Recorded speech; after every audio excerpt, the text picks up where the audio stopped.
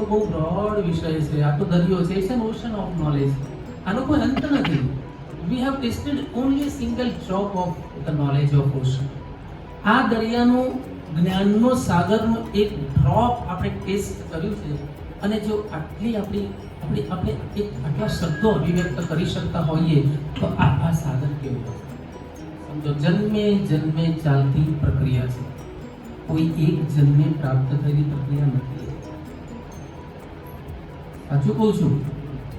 11 ભાગ વિવેકાનંદના વાંચીએ, અધ્યાત્મના ઘણા પુસ્તકો વાંચજો મિત્રો.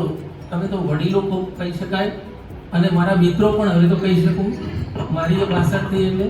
પણ એક પુસ્તક અવશ્ય વાંચીજો.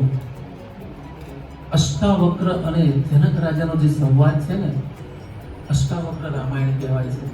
એમાં જે તત્વ પડ્યું છે ને એ બીજે ક્યાંય નહીં મળે. અદ્ભુત જ્ઞાન છે એમાં. અને એમાંથી મને કંઈક મળે છે ને, એક પાનું બદલતું જઉં છું, મને વિડીયોનો એક ટોપિક મળતો જાય છે. સમજો, અદ્ભુત નોલેજ છે એમાં, જ્ઞાન છે, જ્ઞાનનો દરિયો છે. અષ્ટાવક્ર ઋષિ જેવો કોઈ ઋષિ જ્ઞાનની દુનિયામાં પેદા થઈ જ ના શકે એવું દ્રઢપણે કહીશું. એટલે મને એમ થયું કે થોડી આવી વાતો કરી દઈએ. તો જીવનનો ઉદ્દેશ ખરેખર આપણે જન્મ્યા, નોકરી ધંધા કર્યા, પરિવાર સાથે મજા કરી, સમય કામ થઈ ગયો, રિટાયર્ડ થઈ ગયા, અને પછી છેલ્લે જીવનનો શ્રેય શું, ઉદ્દેશ શું? What is the aspects of our life? Nothing.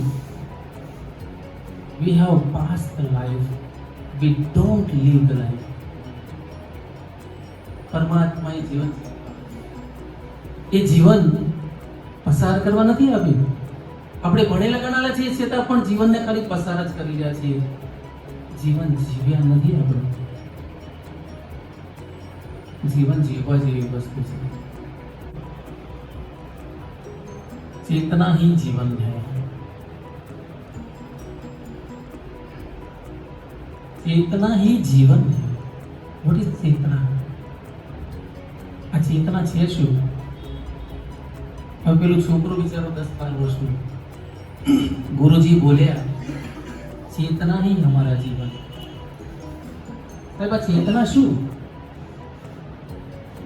પેલા તો સમજાયું જ નહીં કે બેટા તું મારા પ્રશ્નના જવાબથી સંતુષ્ટ નથી.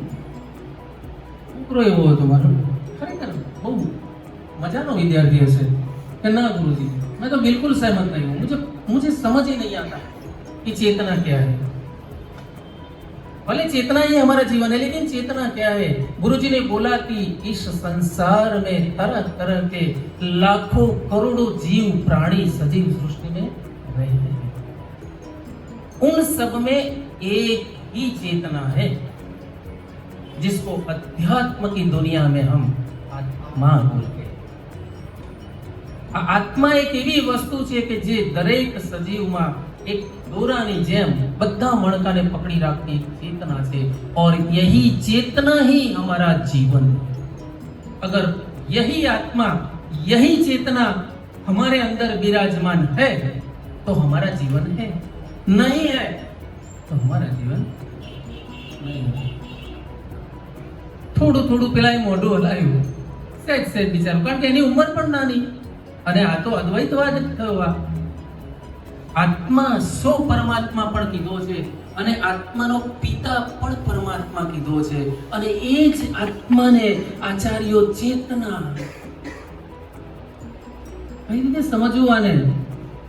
It is not too easy to explain in the dairas or any other પ્રવચન.